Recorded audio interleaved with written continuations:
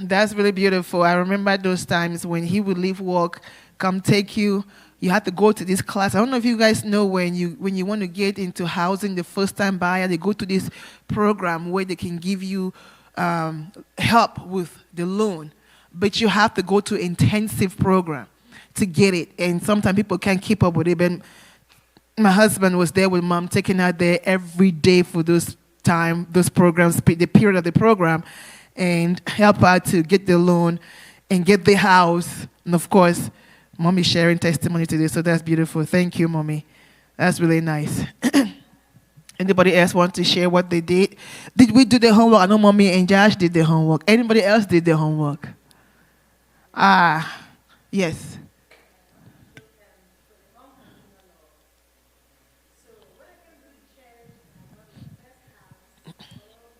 Can you give her a mic? Mommy, pass her your mic.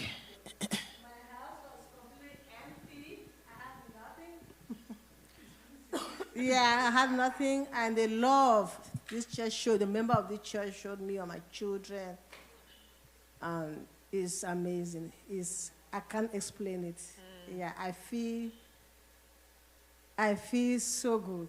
Yeah, the house was filled. After they came, they gave me an envelope, and I used that to get everything I had. I really appreciate that. That was an unconditional love, Yeah.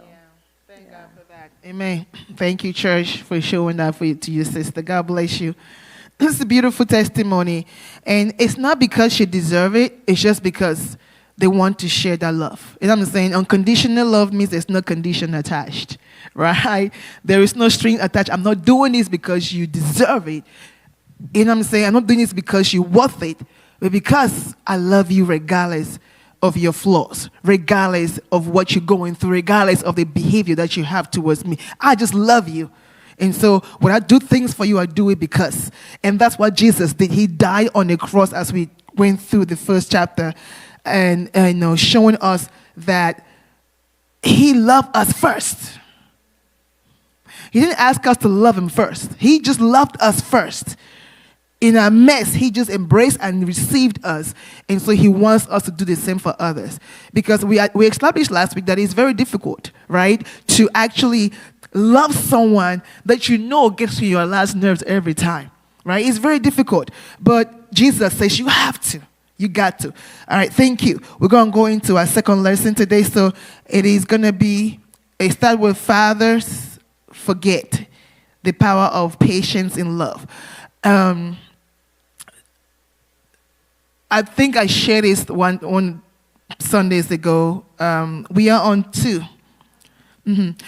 And I talked about it. I think I briefly gave you guys a scenario of that creed. I think it's a creed or a poem. I don't know what it is, but it's a very, very old creed that's been shared throughout. And I came across it, but when I look into it a little bit more, when I read the book called Think and Grow Rich, and this creed was in that book, and the way he talked about it was just so unique.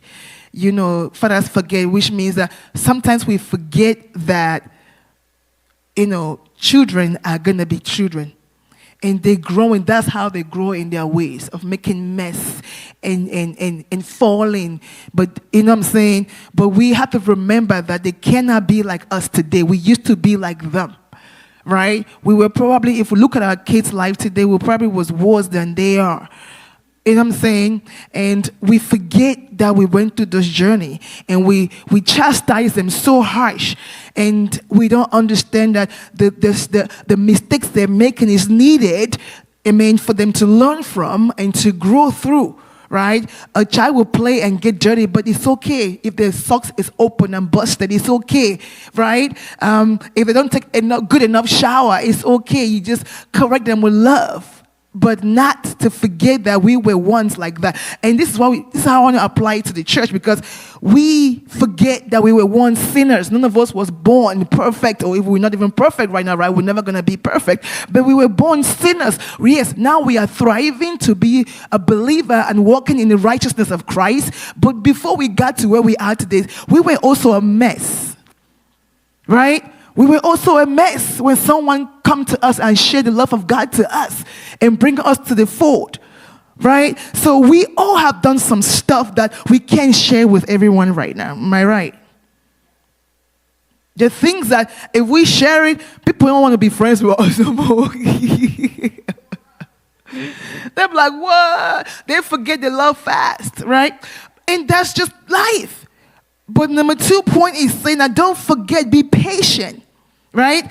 Learning patience in love, not magnifying mistakes. We have to learn to have patience in love. We do not want to magnify people's mistakes. When people make mistakes, I think you're way behind. You got to move way ahead. I'm on number 2. Right? When people make mistakes, I was listening to well, I'm reading a book currently called How to Influence People and Make Friends. This is like, wait a minute, Calista, you want to figure out how to make friends. But let me tell you, that book, you need to read it. Oh, it got some stuff in it. I thought I had to figure it out, but that book gives me more. So one of the things I learned in that book is this. It's saying that whenever you begin a conversation, even if you're trying to address something that is not good or you don't like, always start with a positive note. Why? Because if I come to you, Josh, and I say, Josh, why the heck you did this? Immediately you go on defense. But if I approach you and says, Josh, you're a great community engagement specialist. We love what you do. Oh, by the way, I think you should maybe look into this thing you did yesterday. You should have maybe do it this way. You open to it. I started by complimenting you. I didn't just pull your mistakes and just bash it at you, right? So my goal here is not to magnify your mistake, because honestly, what is the end goal here? Are we getting ready to solve the issue and make us feel better, right? Or are we going to magnify the issue? Look for solution. And so what we need to do as believers, Christ, as he demonstrated being patient with us, he says love comes with patience. If you do not have patience, you're not going to be able to exemplify love to others. It will not happen. Because we are quick. We are built in such a way that we react very fast to our negative emotions, right? The enzymes that comes out when we are upset is that anger, that rage. And you want to hit that person to feel exactly how you feel. But Jesus wants us to tame those emotions, right? To learn to be patient, so that way I don't come at you and only see you're wrong. I want to see the good, because everyone has some good in them. We all do. I don't care how messed up you might look before me. I'm going to find one good thing about you, and I'm going to dwell on that good thing until I get you right. Right? So, but that comes from me being patient. So as a church, we got to learn patience. We have to. If we do not learn patience, we cannot grow, because we all gonna butt heads. That is given. That is inevitable. That is something that will happen. We are human beings. Expect that. Expect me to say, why did you do this? That is something that we have to do. But we have to exert patience to each other. Like, I will be patient with you while you go through the process that you're going through right now. Because I got to show you unconditional love. I don't want to magnify your mistakes. Right? So when we look into the poem, Fathers Forget, the father confesses he was quick to scold at his son, but slow to affirm him. Right? We get very quick to yell at the children. But we don't affirm the goodness in them. And we do it to each other. We do it to our members in the church. We scold, we yell, why you do this, why you that? But we do not affirm those good things that can make them. Remember, see a man for what they could be, and they will be that. But see them for what they are, and that's all they're going to be. So your goal, our goal, my goal is to see you. I want to work with your potential, not your present. Because we all have potentials to grow. We do. That's my goal, is to work with your potential. So, have you ever demanded perfection from someone who was still learning?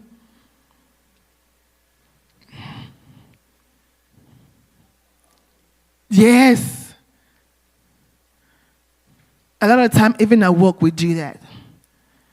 I hire you, here's the job description, I need you to go to work and give me exactly what I put in there. Like, give them 90 days or something, right? Give them time to learn the job, at least 1 month on the job to get better, right? But we want result, like pronto. But you forget that you didn't get there that fast. You went through a process to get there, right? And so we have to be patient.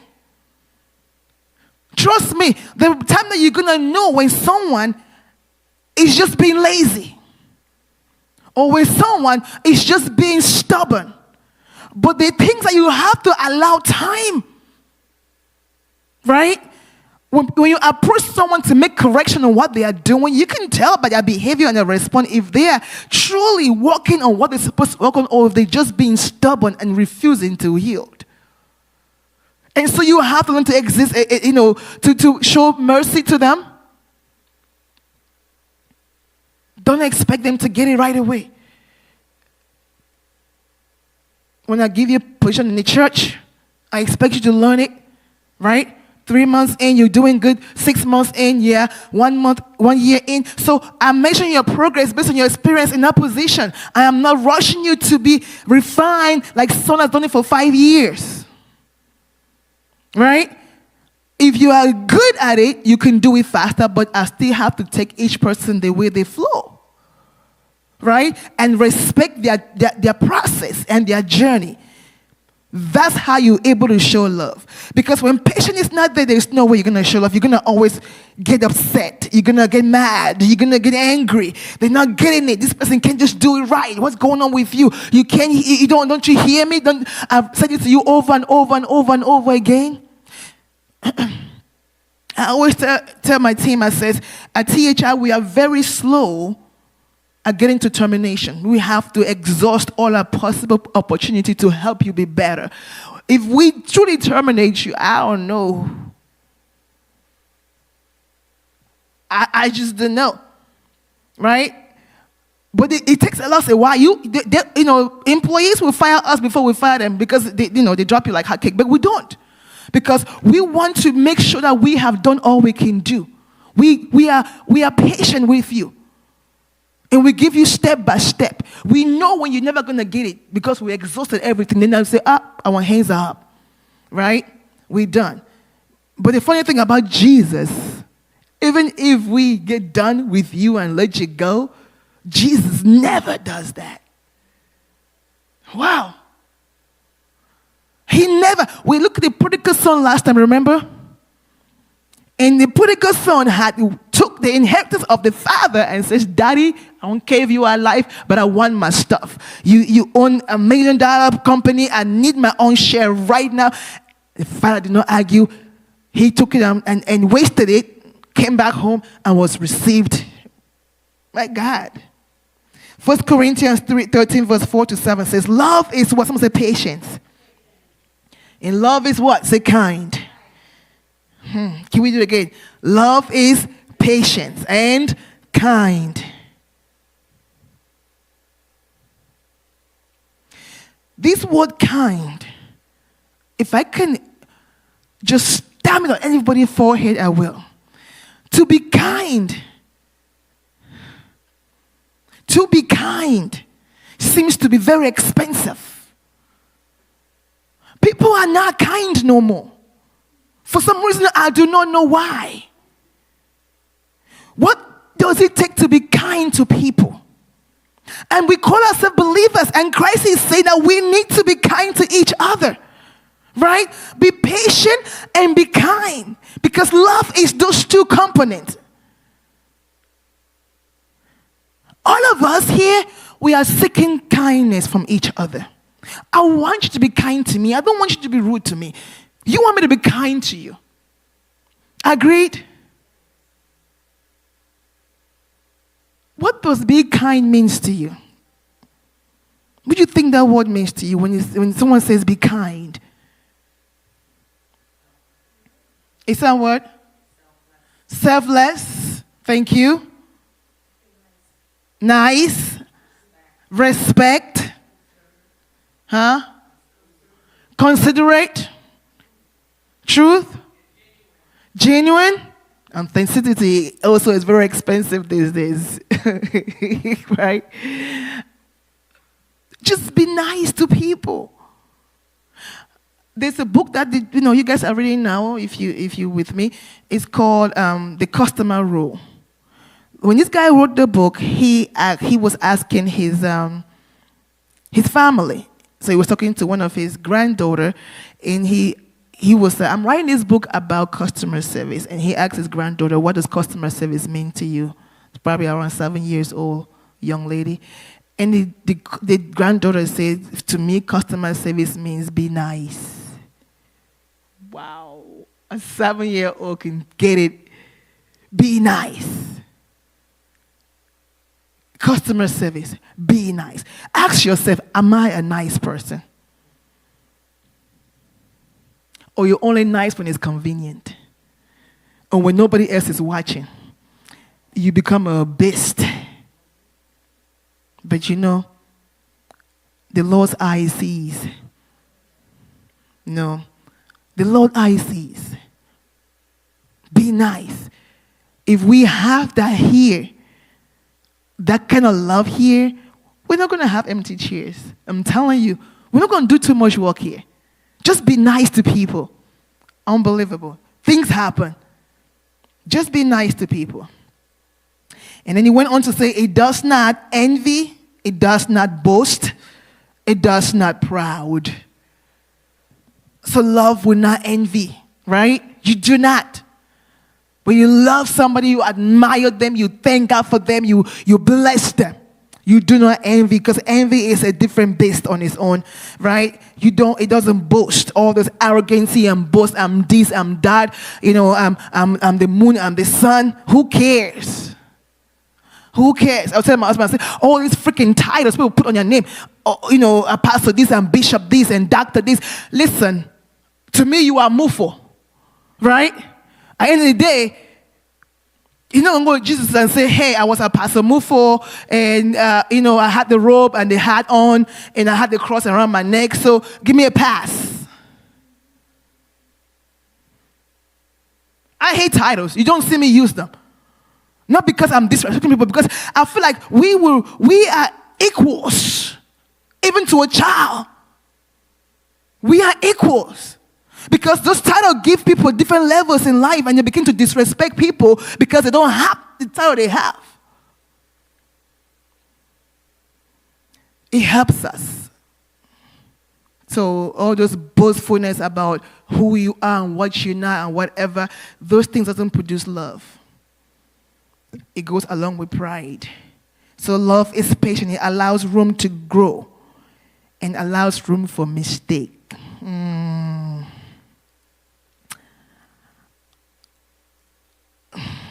Did you hear that? Love allows room for mistake. You're going to say, well, Pastor, I don't think that was a mistake. What they did to me, they meant it. But how do you know it wasn't a mistake? To you, it's not. Could be to them. Right? Benefit of the doubt. Love allows for mistake. Because think about Jesus. If he did not allow us to make mistake, God knows, even those of us that say we're giving a life, we'll take it back every now and then. We'll give it, we'll take it back. We'll give it, we'll take it back. It's that we play a mouse and cat game with the Lord. He allows us to make mistakes. We all have done things to God. I am so sorry. And he says, okay, daughter, come back. He allows for mistakes. So why don't we give each other that grace? Let's allow this grace to flow with each other, right? And love is kind.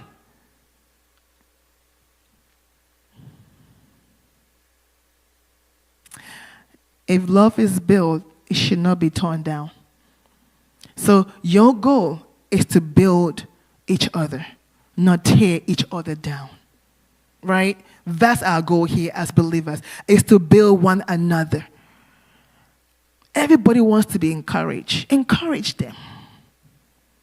Everybody wants to be loved. Love them. It won't take anything from you, I promise you. It will actually make you feel better. It will give you a different sense of love that you never experienced in your life when you begin to usher love. And finally, on that bottom, it says what?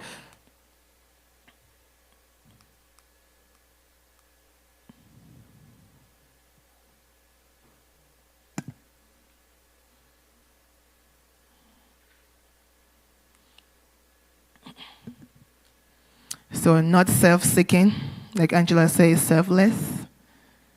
And it's not easily angered. It chooses, someone say, peace over pride.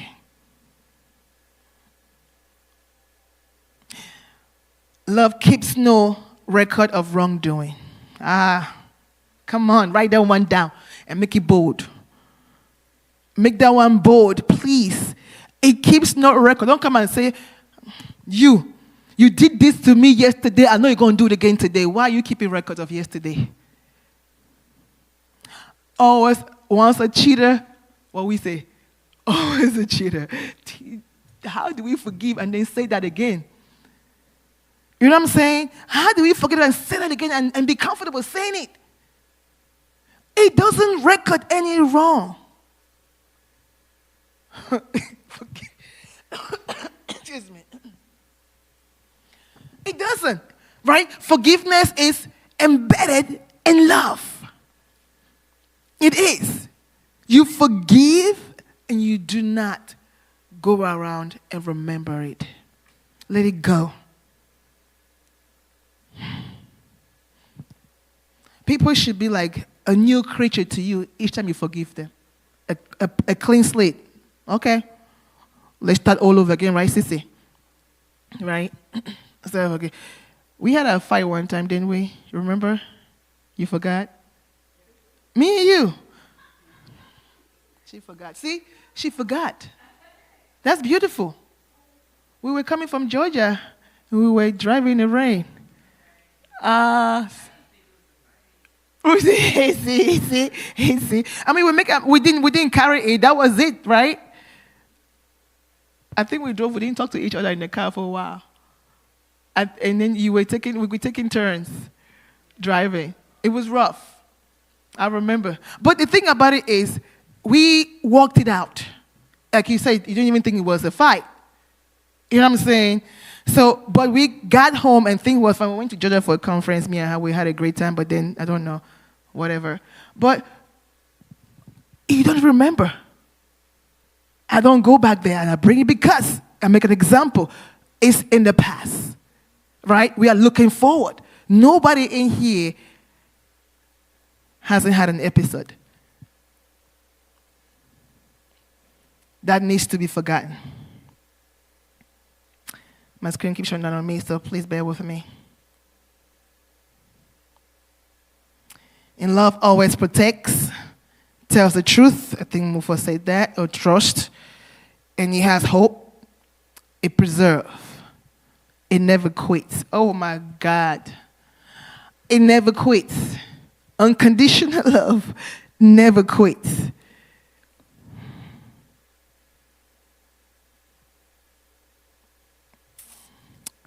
You hope for the best for people.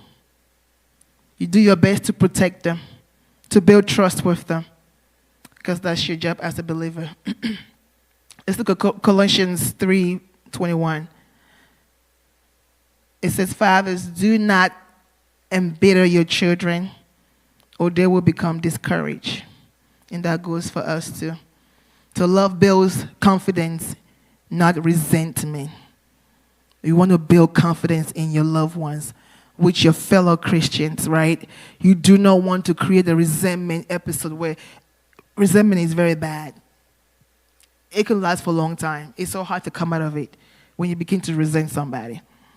But if you love them, you build their confidence the way you talk with them, right? Harsh correction without grace causes discouragement. And parenting and leadership should be rooted in patience. Patience. Patience. I can't lead if I don't have patience. If I'm constantly scolding, constantly whooping, I call praise team on Sunday, I'm going to whoop them because I've done some lot of whooping recently. So when I call them, I see that they're scared. So now I have to be careful with that because I don't want them to look at me like I'm always coming with a fist, right? So I have to make sure that I encourage them, not constantly picking on their mistakes, but finding the good things about them and shout it out, right? So they can know that I see them because I do, but my action have to follow, right? I can say I do, but my action must follow that, right? So, and that helps them to build their confidence. So it's good to encourage. Encouragement is a form of love that gives life. It does. When you encourage somebody, you give them life. They feel good. They feel accomplished. They feel like, yes, I can take on the world, right? When you, even though you know, oh my God, there is a series on Netflix. It's a Chinese lawyer. I don't know what it's called. It's a Chinese series, but they translate it in English. You guys should go watch it. I forgot the name of it. But there's a case that came to the lawyer. No, that was the wrong one. It's actually not the Chinese one. This is another one. Dan and the two lawyers, the two goofy guys. What is the name? You guys should go look it up. It's on Netflix. You can see it once you open your Netflix page. But these are two lawyers. They're very goofy the way they behave, but they're very good. And they had a case came to them. This young girl was terminated from her job because the employer didn't think she was pretty enough to work that position. But the girl thought they terminated her because she was too pretty for them. So she had the opposite conclusion. So when she came to the lawyer she wants to sue the company for terminating her because of her fine looks, they were all confused. And when they reached out to the company that did what they did, they said, no, she was let go because she is not pretty enough. And so now the lawyer was like, how are we going to tell this girl that thinks that she was terminated because she looks too good, that actually it was because she don't look too good? That is a tough conversation to have. It's tough. So what they did was they decided to go with what she thinks. They said, yes, you were terminated because you are too beautiful. When they first met the girl, she looked so shabby and so out of place. But when they started telling her that, yes, you were terminated because you are too beautiful, you see her hair, you see her outfit, she became automatically start looking like that. And that court case went in exactly that way. And this is so amazing. Sometimes we need to learn some good lessons here. And the lawyer in court would tell the judge and the jury and said, look at her. I can't take my eyes off her. She is too pretty. That is why the employer cannot withstand her complexity and her shape and her body. So they terminated her. And then she'll be like, and they used that and won the case for her. They did not tell her that she was done because of looking ugly. Imagine that. How would you go and say that to somebody? And they couldn't turn her down on her case without a reason. So they had to go with that. They encouraged her in a positive way. At the end of the day, when she came out of their courtroom, honestly, the way she first met them was different. Because they spoke it to her spirit. And she received it. And she went home, did her hair nicely, combed her hair, put on a nice suit, looked good. And you know what? Honestly, there's no ugly person. People look ugly because they've been told that they are ugly and they accept it and they dress it and they look like that. Right? You look like what you think you are. And so because of that, they begin to feel like that. Then it becomes that. But if you say to somebody that they're pretty and they're beautiful, they will walk in that. Learn a lesson from that. I'm telling you, they'll walk in that. So encouraging people and not discouraging them is a good way of showing love. All right. Let's look into the story of Eli, I'm running out of time, and Samuel. The book of 1 Samuel 3:1-10. Samuel mistakes God's voice 3 times, remember? And yet, Eli did not get angry at Samuel. 3 times. If I come to my mom's room and say, Mom, what is that? You calling me? Mom was like, nope, I didn't call you. Go back and lay down. I go and lay down. Then I get up again. Mom, you calling me? My mom going to take her shoes and throw at me. Okay? Okay. She's like, why are you kicking in my sleep? But the 3rd time, I'm going to get a dirty slap on my face. Mommy, am I telling the truth? Mom is here, she can tell me. But Eli did not get angry at Samuel because Samuel was hearing the voice of God and keep running to Eli, thinking Eli was the one calling him. 3 times, and then finally Eli says, wait a minute, it's not me, I think it's God calling you, but he was patiently helpful to help Samuel discern the call of God. Very patient. If he had slapped Samuel during one of those episodes, Samuel would probably go to bed and not wake up no more. Because even if he heard the voice, he's like, nope, I'm going to get some whooping, I won't get up no more. Right? So just being patient in small things like that. I mean, very small things. It pays off. Right? So patient, or parents in today's busy world, of course, we choose to lash out for small things. But I want you to encourage and build confidence why you don't, criticisms has to be constructive. If you have to use them, make sure it is constructive, right? If you come to me to talk about, my behavior, my attitude, try to make it constructive because it will help me to be better and not set me backwards, right? So criticism breaks the spirit. It really does destroy the spirit. It really does, right? If I keep coming to you and says, Mary, what's wrong with you? Don't you see the stuff on the floor? Clean that. You know what I'm saying? Why you keep missing this thing every time? You keep missing one place. What's going on with you? It will kill your spirit. It will. Right? I have to find a way to say, Mary, you're doing a fabulous job. The bathroom smells so good. But I noticed that this place, I don't know if the vacuum works properly, but for some reason you always miss this area. Let's check your vacuum. I'll blame it on the vacuum. Not on you. It could have been you just missing that place.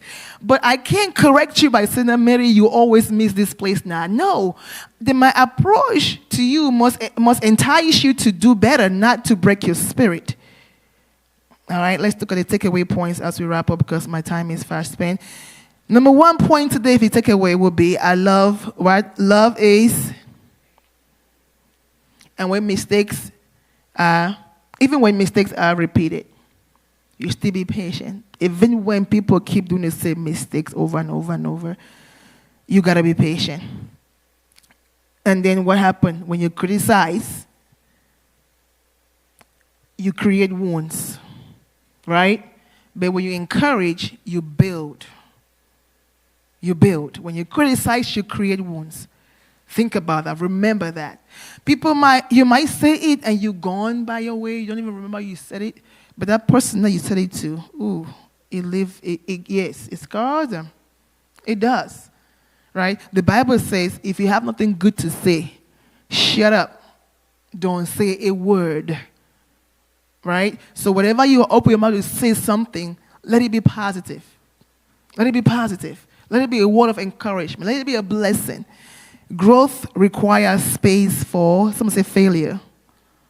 Yes. For you to grow, you must allow space for failure. You know what I'm saying? For me to get you to grow in whatever I'm trying to get you to do, I must allow space for you to fail. And I must be okay with it. I use it as an opportunity to train you, right? Because if I keep doing it for you or constantly just yelling at you, I destroy your spirit. So here's your assignment. So this week, before you correct someone, whether it's a child or spouse or an employee or church member, I want you to pause and ask, am I forgetting they are still growing? Just ask that question, right? Before you criticize someone, whether it's your friend, your coworker, your colleague at work, your church members here, your husband, your wife, just pause and ask, am I forgetting that they are still growing? And listen, there are times when we feel like, well, this person's been in church for 50 years, they should understand right now, they should get it, right? But honestly, just because you've been coming doesn't mean that you've been getting it. So always have that benefit of a doubt. Like maybe they didn't get that piece. Maybe they were absent in all the Bible study that was taught in that particular topic. That one, they didn't show up. So maybe I have to allow them some grace in this area, right? So try it and see, because I bet you God will present you an opportunity this week.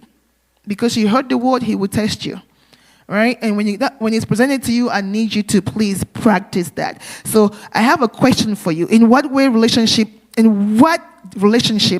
do you need more patience in? Think about it in your life, right? Is it your father? Is it your mother you need to be patient with? Who in your life right now needs more patience from you? That person that keep poking, right?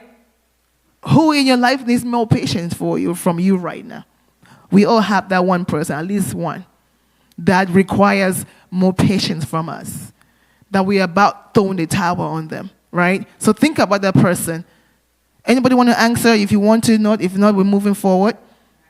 No. Your children. I mean, what have we done? Yeah, the patient with us.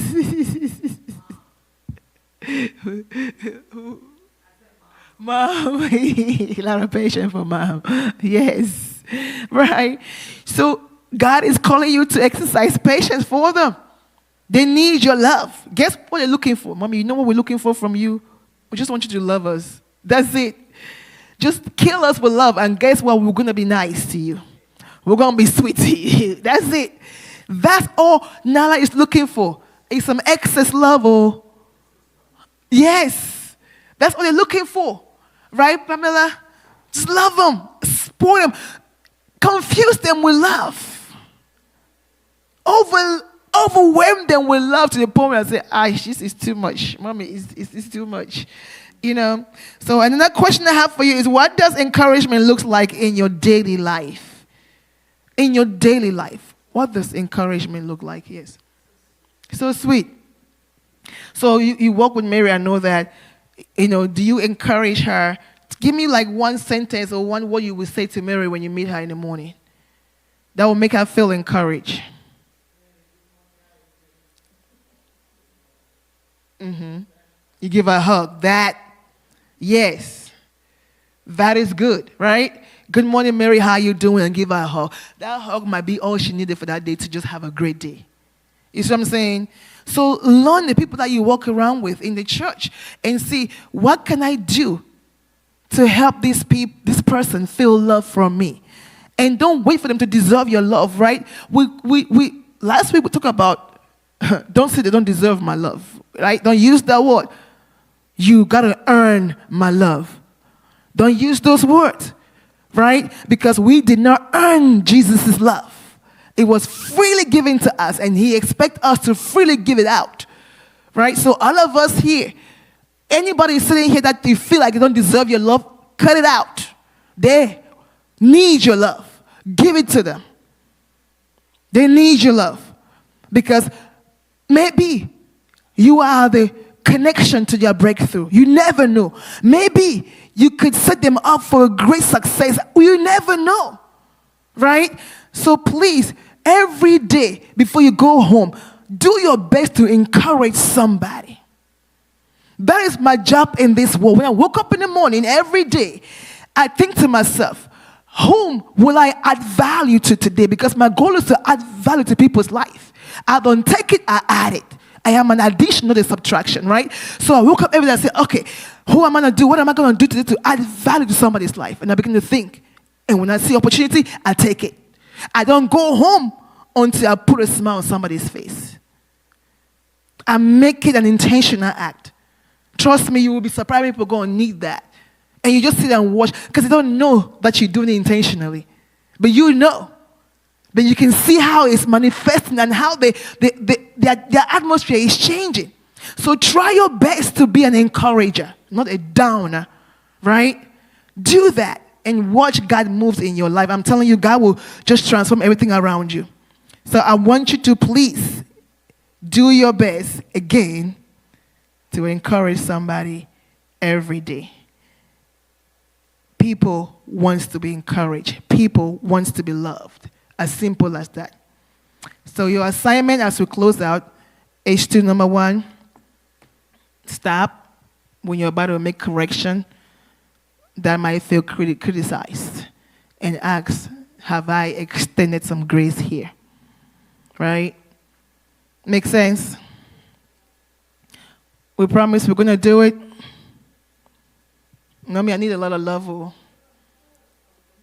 Unconditional love, exactly. Unconditional love. I need it. You know, it's, I'm telling you. When I think I shared this before, when my dad, before he passed on, he had called me and he said on the phone, Calista, I just want you to forgive me for anything I've ever done to you. Dad, what? What do you mean? You know, if you know my dad, he's a tough cookie. Like he's what we call in Africa this teacher that will whoop you till you you know, he don't play. Like and for rightly so, because he's all about making sure we get it, right? And I don't take one bit of my discipline I receive. For me, I needed it, right? But he's that tough. And he never, I never see him where he come down and talk to me at my level. But that day on that phone call, I felt equal with my father for the very first time. Such a humble atmosphere when he said that to me. And I began to feel guilty, like I don't deserve this. That's my testimony of receiving undeserved mercy. You know what I'm saying? And he said it first. And because he said it first, I told you, it kind of hit me really hard. And I started crying. I'm like, Dad, what do you mean? He said, you know, just that. And I'm like, okay, I'm happy. But when I left that phone call, it was rough. And that was the last conversation we ever had. And, you know, he was no more. And I'm happy that he said that, because that tells me one thing, that is in heaven. That gives me satisfaction. I think about it. He is in heaven because he made amends. Whatever he think he did to me, I feel like he was being a parent to me, but maybe he thought he could have been better. I don't know. But still, Bible says, if your sister has done something, your brother has done something to you, and you remember that they did something to you, before you give your gift to the altar, you go back to them and make amends first. My dad did that. I don't even remember what he's asking forgiveness from, but he is. That means he remembers something he might have done that he felt like he shouldn't have done towards me, and now he's asking for forgiveness. Wow. So, saints, remember we hear the golden rule that says do unto others what others should do unto us. But I took it in the next level and I said what? Do unto others more than what you want done unto you. Go the extra mile. Go the extra mile. It doesn't take nothing from you. God bless you. Any question tonight?